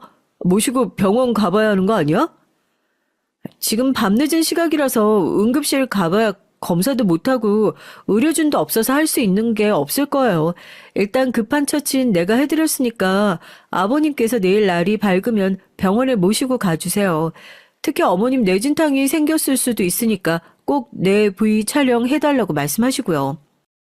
아, 그럼 재수 씨 보고 와서 엄마 좀 봐달라고 하면 되겠다. 의사니까 더 잘 봐줄 거 아니야. 에이, 그 고얀 것. 그 아이 때문에 네 엄마가 이렇게 된 건데 무슨 그런 걸 집에 불러? 아버지가 재수 씨에 대한 화가 선뜻 이해가 되지 않았어요. 그래, 맞아. 어머님이 일이 된 건 다 동서 때문이야. 아까 어머님이 잠시 의식을 깨셨을 때 무슨 일을 당하셨는지 말씀해 주셨어. 그리고 아내가 전해주는 얘기를 듣고 전 경악을 금치 못했습니다. 엄만 지난주에 김장김치도 하셨고 반찬을 한가득 만드셔서 동생네에게 주려고 하셨대요. 그래서 재수 씨에게 주말에 시간 되면 반찬 가지러 오라고 문자를 보내신 거죠. 그런데 몇 시간 뒤에 재수 씨가 아니라 동생이 툴툴대면서 본가에 온 겁니다. 그리고 동생의 얼굴을 보니까 붉게 부어오른 것이 뭔가 심상치 않음을 느끼신 엄만 볼이 왜 그리 부었냐, 누가 때린 거 아니냐라고 물으셨고요. 동생은 답을 피하면서 그냥 넘어졌다고 둘러대다가 결국 실토하고 말았습니다. 시모가 반찬 핑계대고 아무때고 연락하니까 열받아 죽겠네. 나 지금 진료하는 시간인 거 모르셔? 아들인 당신이 당장 시댁에 다녀와. 그리고 다신 나한테 그런 연락 못하도록 시모한테 단단히 일러. 아, 그거야 나중에 천천히 가면 되는 일이지 뭘 그렇게 성을 내냐? 그리고 우리 엄마가 어르신이야. 못 빼먹은 사람처럼 어떻게 그런 막말을 하냐? 뭐? 못 빼어먹어? 지금 의사이 나한테 뭐라고 했어? 그러곤 드립다 동생의 뺨을 때리고 말았다는 겁니다. 동생의 말을 들은 엄마는 너무 기가 막히고 화가 나서 곧바로 재수 씨에게 전화를 했대요. 너 말이다. 아무것도 아닌 이유로 하늘 같은 서방을 그렇게 때려? 아, 내가 의사 며느리라고 널 시댁에 부르기를 하냐? 집에 와서 설거지 한 번을 시키기를 하냐? 어? 다들 네 눈치만 보고 아무 소리 하는 사람도 없지 않아? 어? 그렇게 잘해주는데도 남편에게 손찌검이라니. 아, 네가 그러고도 사람이야? 나 지금 병원에서 일하는 중인데 자꾸 연락해서 CM이 짓 할 거예요? 뭐, CM이 짓이라고? 오냐, 그동안은 의사 며느리 눈치 보느라 내가 못했다면 이제부터 어디 한번 해보자 이년아. 년, 지금 나보고 년이라고 했어요? 아씨, 못 참아. 거기서 나 기다리고 있어요. 그러고 재수씨는 병원 진료 중이라더니 엄마에게 득달같이 30분 만에 찾아왔답니다. 어딨어? 이 할맛이 어디 갔어? 감히 나보고 년이라고 했겠다. 재수씨를 보자 화가 머리끝까지 난 엄만 재수씨의 머리채를 붙잡으려고 손을 뻗었대요. 하지만 재수씨는 순간 엄마의 손을 피하고 도리어 엄마 가슴팍을 세게 밀어버렸답니다. 그 힘에 당하지 못한 엄만 바닥에 뒤로 쓰러져 버리시고 혼절을 해버리시고 만 거죠. 그렇게 쓰러지신 우리 엄마를 가족이나 구조대에 연락하지도 않고 쓰러진 채로 내버려두고 유유히 나갔다니. 아니, 이 여자가 진정 사람이긴 한 건가요? 믿을 수 없는 얘기를 들으면서 전 콧불소처럼 숨결이 거칠어졌습니다. 네 인연 두고 봐라. 언젠간 네 악행 배로 돌려주겠다. 그런데 화가 나서 어쩔 줄 모르는 우리 부자와 달리 아내는 엄마가 당한 일을 듣고도 태어난 표정인 것이 의아했어요. 아내는 모든 것이 이해가 간다는 듯이 나지막하게 읊조렸습니다. 동성 그러고도 남을 사람이지. 그러고 나서 아내는 병원에서 겪은 재수 씨의 얘기들을 들려줬는데 정말이지 충격 그 자체였어요. 병원에서 재수 씨는 그야말로 왕으로 군림하고 있었다고 합니다. 함께 일하는 간호사들에게 지속적인 폭언을 일삼았다는 놀라운 얘기죠. 아내가 다니는 석 달간 이미 3명의 전임 간호사가 사직서를 썼고 1명이 사직을 예정하고 있었어요. 그들이 퇴사하는 이유는 단 하나, 원장님의 정신적 학대였다는군요. 평소 재수 씨는 간호사들이 조금만 실수를 해도 고성을 지른대요. 야, 바보를 데리고 와도 이런 기본적인 건 알겠다. 정도껏 멍청해. 김 간호사, 정 간호사는 앞으로 내 환자 못 보게 해라. 정말 수준 떨어져서 일 같이 못하겠다. 저 덜 떨어진 거. 이런 발언과 욕설을 서슴지 않고 자주 해왔다네요. 심지어 환아나 보호자 앞에서도 간호사들에게 모욕을 주는 말을 했던 겁니다. 그래서 분이 풀리지 않으면 재수신 사람들 몰래 간호사의 정강이나 팔뚝까지 때렸대요. 교묘하게도 경력이 많고 성격이 대찬 간호사들에겐 그렇게까지 심하게는 안 했지만 어리고 착한 간호사를 대할수록 그 괴롭힘의 강도는 거셌다고 합니다. 또한 소아청소년과 의사라면 당연히 어린이 환자들이 많이 오는 법인데 재수신 아이들이 빽빽 울어대기나 한다면서 환아들에 대해서도 갑질을 했다고 해요. 환아들을 보고 뒤로는 애새끼라고 부르고 그 보호자들은 가진 것도 없이 애새끼나 싸질러 낳은 맘충이라면서 싸잡아 불렀답니다. 물론 소아과에서 진료를 보는 일은 다른 과보다 정신적으로 힘든 것이 사실이에요. 얼마 전엔 갑질하는 보호자로 인해 이런 일도 있었다네요. 아이에게 가벼운 감기 증상이 있으니까 처방전 드린 대로 약을 아이에게 먹여주세요. 선생님, 제가 얼마 전에 어디서 들어보니까 해열제로 탁센이라는 약물이 효과가 그렇게 빠르고 좋다던데 우리 애도 그걸로 처방해 주세요. 탁센이 효과가 센 부분도 있지만 아직 임상기간이 짧아서 이렇게 어린 아이들에게 안전할진 알 수 없습니다. 안전하다고 하는 타이레놀이나 브루펜으로 처방을. 병원 문 닫고 싶어요? 이 병원 보건복지부에 민원 넣을까? 아니, 환자가 달라면 달라는 대로 약을 줘야지. 어디서 환자를 무시해? 당신이 의사다 이거야? 이런 환자를 만나면 재수신 머리에 손을 얹고 잔뜩 찌푸린 얼굴로 간호사를 찾습니다. 김 간호사, 정 간호사, 빨리 와서 이 환자랑 보호자 모시고 나가. 나가서 설명 잘 드려라. 저 여자가 기분 나쁘다고 어디다 항의하면 다 니들 책임이야.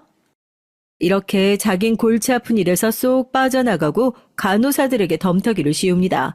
그러면 간호사들이 그 보호자에게 손이 발이 되도록 사과하고 설명드려야 하니 죽을 맛이었죠. 재수 씨가 갑질을 하는 대상은 이뿐이 아니었어요. 병원에 납품하러 오는 제약회사 영업사원 중에 신 과장이라고 있어요. 신 과장이 병원에 처음 와서 재수 씨에게 인사를 드렸을 때 이러했습니다.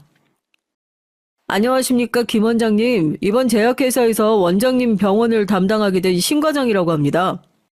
신 과장은 90도로 허리를 숙이고 두 손으로 자기 명함을 재수 씨에게 공손히 주었어요. 신 과장이라? 뭐 어차피 심부름꾼 할 거니까 그럼 성을 따서 심부름꾼이라고 부를까? 진짜 좋은 생각인데 신부름꾼? 신 과장은 그 말에 당황하고 같이 있던 병원 직원들은 민망해하는 상황에서 아랑곳하지 않은 재수신 자기 생각이 기발하다면서 한동안 웃고 있었대요. 그 뒤로도 재수신 자기보다 나이가 10살은 많아 보이는 신 과장을 신부름꾼이라고 부르면서 가진 일을 시켰다고 합니다. 잦은 직원들의 퇴사로 결혼이 생기면 신 과장을 불러서 병원 카운터 업무를 하도록 시키기도 했고요. 또 납품하러 신 과장이 병원에 오는 날이면 병원 식구들 점심 식사는 당연한 듯 그가 계산하곤 했다네요. 하지만 재수 씨는 자기는 입이 고급이라 다른 간호사들과 다른 3만 원대 초밥 도시락만 먹겠다고 해서 따로 공수해와야 하죠. 심지어 도시락이 남으면 원장님 집으로 배달까지 해드려야 했어요. 재수 씨가 해외 학회나 여행을 떠나는 날이면 인천공항까지 데려다주고 귀국할 땐 픽업해서 모셔다 드려야 할 때도 많았죠. 하루는 재수 씨를 공항에 데려다주러 신 과장님이 와서 데스크에서 대기하고 있었답니다. 재수 씨에게 갑질을 당하는 사람으로서 아는 그런 신 과장님의 모습이 안쓰럽게 느껴졌대요. 신 과장님 오셨어요? 오늘도 원장님 학회 하계로 공항 가야 해서 픽업 오신 거죠? 참 고생 많으세요. 그렇죠 뭐. 제가요 이렇게 지갑 속에 아내와 우리 2딸 사진 넣어두고 자꾸 꺼내봐요. 일 때려치우고 싶을 때마다 가족들 보면서 참는 거죠. 병원에서 제약업체 영업사원들에게 갑질이 있다곤 하지만 이 병원 원장님은 도가 지나친 편이긴 해요. 그래도 한 이틀간 학회 다녀오시면 여기 직원분들도 편하고 좋겠네요. 김 원장님 안 계실 테니까요. 네, 지금 우리끼리 점심에 뭐 시켜 먹을지 사다리도 타고 다들 신이 나서 들떠 있어요. 그럼 조심히 잘 다녀오세요, 신 과장님. 이렇게 재수 씨가 병원에서 다양하게 갑질을 하는 일화를 듣고 있자니 문득 아내 걱정이 됐어요. 저런 재수 씨 밑에서 우리 아내가 얼마나 힘들게 병원에 다니고 있었을까. 딸 때문에 저 때문에 그간 당한 일들을 말하지도 못하고 혼자 속 끓였을 아내에게 너무 미안했습니다. 제가 그 고충을 알아주고 진작 그만두게 했어야 하는데 말이죠. 여보, 더는 안 되겠다. 이제 재수 씨 병원 그만둔다고 얘기해. 아내도 이내 눈물이 감정이 북받쳐 올라서 울먹이면서 제게 말했습니다. 나 이놈의 갑질하는 동선의 병원 더는 안 다녀. 그렇게 결심하고서 병원에 다녀온 날 저녁에 아내가 하는 말이 이러했어요. 원장님, 나 더 이상은 힘들어서 이 병원 못 다니겠어요. 미안하지만 이달 말까지만 나올게요. 아씨, 왜들 이럴까? 김 간호사님까지 이러면 곤란하죠. 우리가 서로 간에 합의한 게 있는데 말이죠. 어디 간호사들 앞에서 까발릴까요? 형님이 그동안 넷브락치 역할을 하고 있었다. 지금처럼 간호사애들이 형님을 큰 언니처럼 믿고 의지하려 들까 모르겠네. 월급 30만 원 인상이 줄 테니까 그냥 잠자코 다녀요. 요즘 가뜩이나 간호사들이 나가겠다고 하고 새로 구해지지도 않을 때 이러면 사람도 아니지. 알만한 사람이 말이야. 그런 재수 씨의 협박에 결국 아는 당분간만 더 출근하기로 했어요. 그래도 그렇지. 거기를 계속 다니면 당신이 괜찮겠냐고. 지금도 이렇게 힘들어하면서 말이야. 그렇긴 한데 동서 말도 아주 틀린 건 아니야. 지금 나 말고도 퇴사하려는 간호사들이 많아서 새로운 간호사 뽑으면 금방 병원 안정되겠지. 그때 내가 나오는 게 좋을 것 같아요. 억지로 다녀도 괜찮다고 말은 하지만 아내의 얼굴은 날이 갈수록 수척해졌어요. 저러다가 아내가 무슨 병이라도 얻는 건 아닐지 걱정이 됐죠. 아무래도 아내 선에서 병원을 그만두는 건 재수 씨가 버티고 있는 한 어려워 보였습니다. 그래서 제가 나서기로 했고요. 그런 결심이 서자마자 휴가를 내고 아내가 일하는 병원으로 찾아갔어요. 그런데 예상치도 못하게 전 눈앞에 펼쳐지는 경악할 상황을 마주치게 됐습니다. 재수 씨는 서류를 모아놓은 파일철 모서리 끝으로 아내의 뺨을 쿡쿡 찔러대고 있었어요. 한 손은 허리춤에 올려놓고 거만하게 내리 깔아보면서 말이죠. 아내는 거기에 한마디 대꾸도 못하고 눈을 질끈 감으면서 참아내고 있었습니다. 그 모습을 본 전 분통이 터지고 말았죠. 너 내가 왜 뽑아줬는지 잊었니? 저것들이 쓸데없는 짓 하는지 감시하라고 네 딸 병원 갈 때마다 꼬박꼬박 조퇴시켜 줬잖아. 니깎게 뭐라도 된다고 정간호사한테 병원을 그만두라 마라 조언질이야? 그게 아니고 원장님, 정간호사가 원장님 때문에 정신적 고통이 너무 커서 정신과 상담까지 받고 있잖아요. 그래서 너무 힘들어 보이길래 퇴사를 언제 하는 게 좋은지 그런 상의를 해준 것 뿐이에요. 그런데 갑자기 재수 씨가 파일철을 아내의 얼굴에 던져버리는 게 아닙니까? 너 잘리고 싶어? 가족이라고 안 봐준다? 간호사 따위가 어디서 의사한테... 그 모습에 더 이상 참을 수가 없던 전 병원으로 들이닥쳐서 재수 씨 멱살을 잡아버렸어요. 그리고 한마디 했죠. 네가 의사면 다야? 손안의 사람이 형님한테 이게 할 짓이냐고. 너 한 번만 더 내 와이프 건들면 나한테 죽는다. 그만두려는 사람을 사정에서 붙잡아뒀으면 인간적으로 대해줘야 될 거 아니야. 넌 또 왜 갑자기 내 병원에 와서 이거 못나? 경찰 부른다. 전 재수 씨 귓가에 대고 조용하고도 단호하게 얘기해 줬죠. 나한테 지금 총 있어. 경찰 부르기도 전에 내 총에 맞아서 저 세상 가고 싶어? 단단히 알아둬라. 또 한 번만 내 아내 건드리면 분명히 내가 가만두지 않겠다고 했어. 전 아내 손을 잡고 병원 밖으로 함께 나섰습니다. 아내는 제 옆에서 숨을 죽이고 울고 있었고 그녀의 뺨엔 빨간 생채기가 여러 개 나 있었어요. 그 모습을 보면서 전 가슴을 치며 자책했습니다. 내가 부족해서 우리 아내가 이런 대접까지 받으면서 병원에 다니고 있었구나. 나한테 시집 오지 않았다면 저 사이코 같은 여자를 동서로 만나게 되지 않았을 테고. 전 사실 교도관 생활에 염증을 느끼고 몇 달 전부터 직렬 변경을 하기로 아내와 상의했어요. 그리고 혼자서 공무원 전직 시험을 준비하고 있었습니다. 아마 아내는 제가 시험을 준비하는 동안 생활비를 혼자 해결하려는 마음에 더 병원을 그만두지 못한 것 같아요. 이 바보같이 착한 사람, 전 착한 내 아내를 위해 결심했습니다. 지난번 우리 엄마에게 재수 씨가 악행을 했을 때부터 가슴속 깊이 품고 있던 복수의 칼날을 이제 서서히 꺼내들기 시작했죠.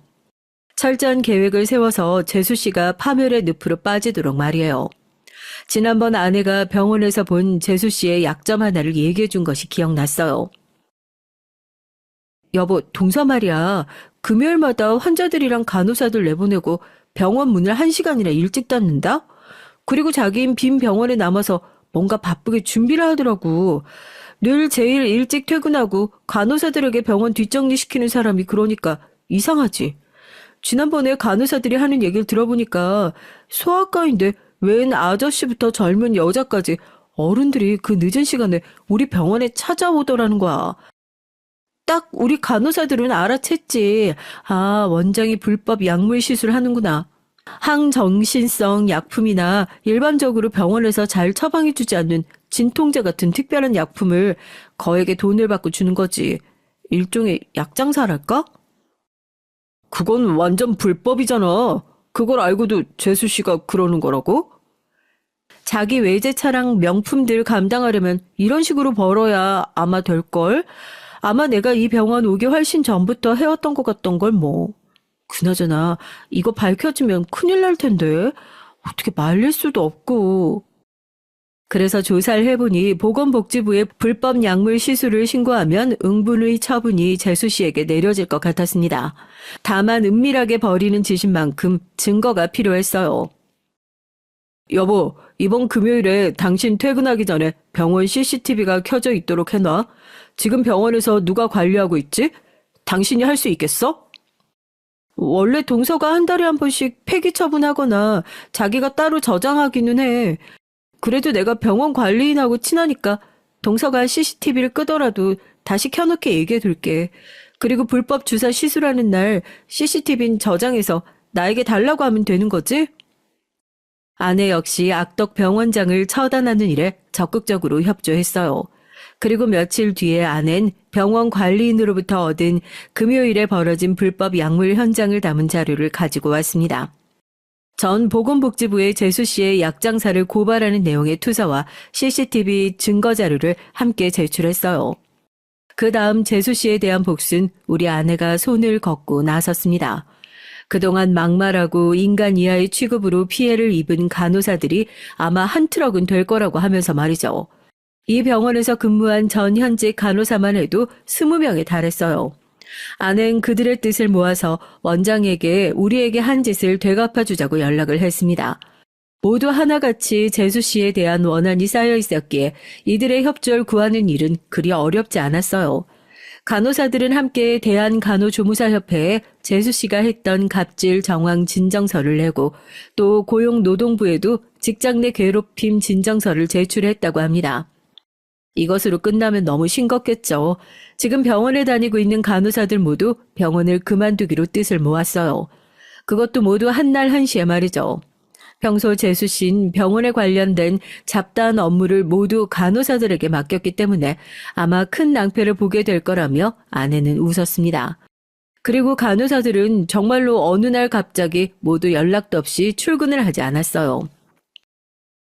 동서가 맨날 간호사들 보고 멍청하다면서 간호사 따위라고 하며 무시했지만 데스크 안내나 처방 전 컴퓨터 처리 등등 아마 혼자서 할 수 있는 게 없을걸?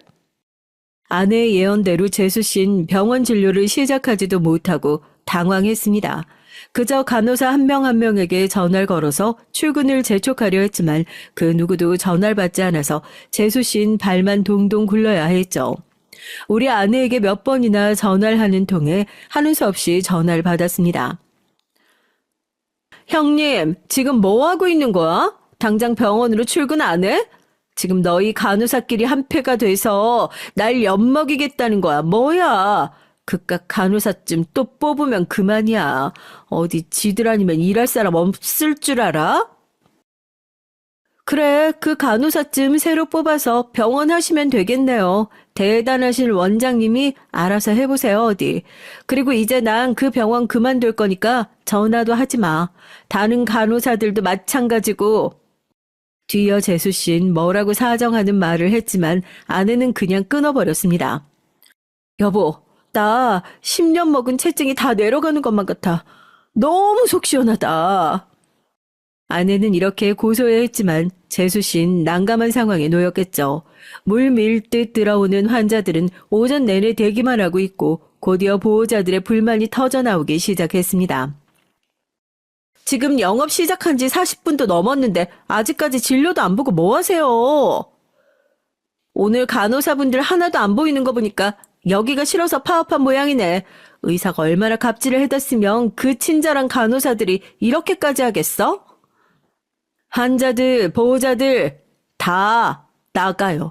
나가! 오늘 진료 못하니까 돌아가라고요. 선생님, 우리 애가 새벽부터 열이 39도나 돼요. 아까부터 기다리고 있었는데 제발 우리 애 잠깐이라도 봐주시면 안 될까요? 당신이 싸지른 애가 열이 나던 말던 내가 알게 뭐야. 난 지금 진료 처방 컴퓨터니 수납 이런 거 간호사들만 해와서 모르니까 안 돼. 아우 빨리 나가래도. 어머, 아니 소아과 의사라는 사람이 환자에게 어찌 그렇게 막말을. 뭐 이런 의사가 다 있다.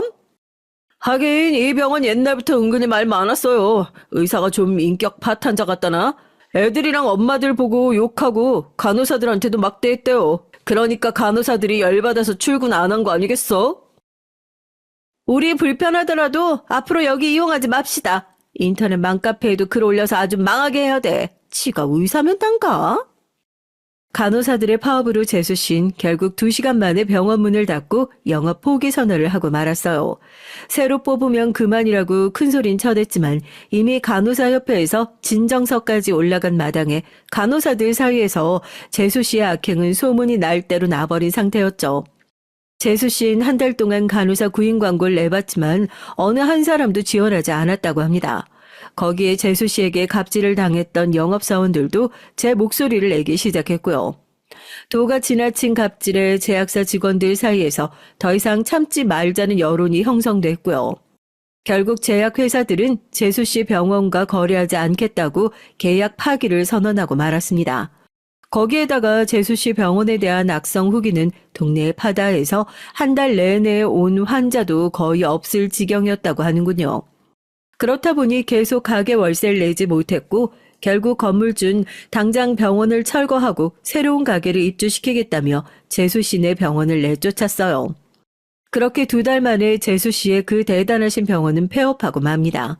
자신의 병원이 폐업하자 다른 병원에 취직하고자 지원을 몇 군데 넣었던 그년 또 다른 어려움에 직면하고 맙니다. 보건복지부의 불법 약물 시술 조사 결과 사실로 드러났기에 재수 씨는 2개월의 의사면허 정직 처분을 받은 거예요. 의사협회에서도 이렇게 비양심적인 재수 씨를 감싸주고 도와줄 명분은 없었겠죠.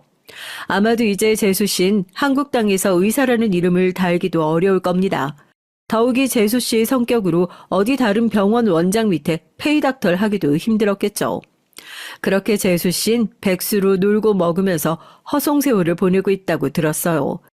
이와 같이 재수 씨는 자신의 저질러온 행동으로 인한 대가를 톡톡히 치르고 있었습니다. 그야말로 고립무원 그 누구도 재수 씨를 도와주기는커녕 비난과 욕설만 쏟아냈었겠죠. 우리 부부는 재수 씨가 이렇듯 참혹한 결말을 맞게 된 걸 보고 아주 후련하고 통쾌했어요. 그렇지만 제가 간과한 사실이 하나 있었습니다. 재수 씨는 평범한 사람이 아닌 거의 사이코패스와 같은 사람이었던 점이죠. 평일에 근무를 하고 있는데 아내의 다급한 전화가 걸려왔습니다. 여보, 어떻게 하면 좋지? 아까부터 우리 집에 동서가 찾아와서 현관벨을 거칠게 누르면서 나오라고 소리치고 있어. 아무래도 나한테 해코지하려고 왔나 봐. 나 무서워 죽겠어. 아내 말을 듣고 전 황급히 퇴근해서 집에 가봤죠. 그리고 우리 집 현관 앞에서 아직 해가 떠 있을 시간인데 벌써부터 술 냄새를 잔뜩 풍기고 있는 재수 씨를 볼 수 있었습니다. 그 여잔 연신 벨을 누르고 현관문을 발로 팡팡 걷어차면서 무서운 분위기를 내고 있었어요. 전 처음 그 모습에 겁이 덜컥 났지만 또 제가 누굽니까? 온갖 흉악범들을 다루는 교도관으로서 전인의 마음을 다잡고 경직된 표정으로 재수 씨에게 다가갔어요. 재수 씨, 도대체 여기서 뭐 하는 겁니까? 어? 우리 집 교도관 아저씨 왔네. 어라, 그래. 당신이 나 잡아가면 되겠네. 다들 나 싫어하잖아? 다 나 무서워하고 혐오하잖아. 간호사든 협회든 남편까지. 죄다. 날 버렸다고. 모두들 날 범죄자 보듯이 하고 있잖아. 그러니까 차라리 나 교도소에 잡아가 버리라고. 당신이 여기에서 화풀이하고 있다고 해서 당신 편 들어줄 사람 아무도 없어. 차라리 어디 찌그러져서 자신이 한 행동을 남을 괴롭혔던 세월을 반성이나 하는 게 어때? 만약 그 이상 가족들에게 복수를 한다거나 꿍꿍이를 벌인다면 내가 너 가만히 두지 않을 거라는 걸 아마 알고 있겠지? 난 너보다 더 끔찍한 범죄자들을 다루는 교도관이니까 말이야. 그때 재수 씨가 들고 있던 쇠파이프가 땅에 떨어지면서 굉음을 냈어요. 그리고 한동안 멍하니 서 있던 재수 씨는 희죽희죽 미친 여자처럼 웃으면서 떠나버렸습니다. 정말이지 소름 끼치는 일이 아닐 수 없었어요. 저 흉기를 들고 내 아내와 딸에게 무슨 짓이라도 하려고 찾아왔던 걸까요? 집에 들어간 전 가족들에게 당분간 주변을 경계하고 외출도 삼가야 한다고 주의를 단단히 줬습니다. 그 일이 일어난 뒤부터 한동안 재수 씨는 소식이 없이 잠잠했어요. 잠잠한 그 여자가 또 무슨 짓을 꾸미고 있지는 않은지 불안해서 전 동생에게 재수 씨의 소식을 물어봤죠. 형, 오랜만이야. 아내가 뭐하고 지내며 살고 있냐고? 아, 내 소식 모르고 있겠구나. 나 그 여자랑 이혼한 지 한 달도 넘었어. 정말이야? 갑자기 이혼을 왜? 형도 알겠지만 그 여자 성격이 보통이어야 말이지. 난 사실 결혼하자마자 그 여자의 막말과 사이코 짓을 감당할 수가 없었어. 아내 때문에 엄마가 쓰러지신 날 그 여자는 집에 와서도 나에게 분노를 폭발하고 말았지. 심지어 화병을 내게 던졌고 다행히 난 피해서 멀쩡했지만 그래도 알 수 있었어. 그 여잔 그냥 화가 나서 던진 게 아니라 정확히 날 맞추려고 했다는 걸 말이야. 또렷이 날 겨냥해서 화병을 던져서 맞히고 상의를 입히려고 했던 그 눈빛. 정말 너무 무서웠어. 이러다가 저 여자한테 죽겠다 싶어서 바로 그날 집을 나와서 별거에 들어갔고. 난 계속 전화로 이혼하자고 했지만 그 여잔 절대 이혼해줄 수 없다고 버텼거든. 그런데 웬일인지 한 달 전에 내가 살고 있는 원룸으로 이혼 합의서를 보냈더라고. 이미 서류에 자신의 사인을 해서 말이야. 난 얼씨구나 하고 걔가 변심하기 전에 내 사인을 더해서 법원에 제출하고 왔지. 그 여자 소식 들은 지는 나도 한참 됐어. 재수 씨가 사면 초과로 여러 난관을 부딪혔을 때 동생과의 이혼까지 했다는 사실을 듣고 연민의 감정이 들기 시작했어요. 하지만 어디로 튈지 모르는 여자이기 때문에 조심할 필요가 있다고 생각했던 전 동생에게 우리 집에 와서 흉기를 들고 위협했던 얘기를 들려줬죠. 동생은 그 얘기를 듣고 나서부터 사시나무 떨듯 불안함을 느꼈습니다. 전 부인이 나한테도 찾아와서 무슨 일을 벌이면 어쩌지? 결국 동생은 불안한 나머지 살고 있던 원룸을 정리하고 어딘지 모르는 지역으로 바로 이사를 가버렸어요. 이후로 전 어디에서도 사이코 의사였던 재수 씨에 대한 소식을 듣지 못했습니다. 일이 마무리된 지 1년이 다 됐지만 아직도 전 경계를 늦추지 않고 지내고 있어요. 제가 교도관이다 보니 여러 범죄자들에 관한 일을 듣지 않겠어요? 피해자에게 신고를 당해서 법의 심판까지 받고 복역한 범죄자가 나중에 사회에 나와서 그 피해자를 찾아가서 복수를 한다니 그런 얘기는 심상치 않게 들리니 말입니다. 이제 제가 여러분께 들려드릴 얘기는 여기서 끝이 나요. 만약 이후 재수 씨가 다시 나타났다던가 우리 가족에게 무슨 일이라도 벌인다면 제가 이를 바로잡고 가족들을 구해주기 위해 지금도 불철주야 조심하고 있습니다. 혹여 그런 일이 생기고 해결이 되고 나면 또 이곳에 후기로 사연을 다시 올려보겠어요. 물론 여러분께서 제 사연을 재밌게 들어주시고 또 이후의 일화를 궁금해 하신다면 말이죠. 끝을 맺기 전에 구독자 여러분께 꼭 당부의 말씀을 드리고 싶어요. 의외로 정말 나쁜 범죄자들 혹은 예비 범죄자들은 멀리에 있지 않습니다. 사기든 괴롭힘이든 다 자기 가족들이나 주변 사람들에게 행하는 경우가 대다수거든요. 그렇기 때문에 여러분 중에 비정상적인 가족이 있다거나 그들로 인해 괴롭힘을 당하고 있다면 주저하지 마시고 인근 경찰서나 파출소에 가서 도움을 요청하시기 바라요. 사람 괴롭힘을 즐기는 인간들은 종자 자체가 일반인과 다르니까 철저하게 사회에서 격리되어 지내야만 하거든요. 여러분의 생각도 저와 같으실 거라고 믿습니다. 늘 여러분의 안전을 위해서 전 교도관으로서 직무에 충실하게 지내겠습니다. 평범하고 착한 일반 시민분들은 안전하게 즐거운 하루하루를 보내시길 바랄게요. 그럼 이만 전 인사드리겠습니다. 안녕히 계십시오.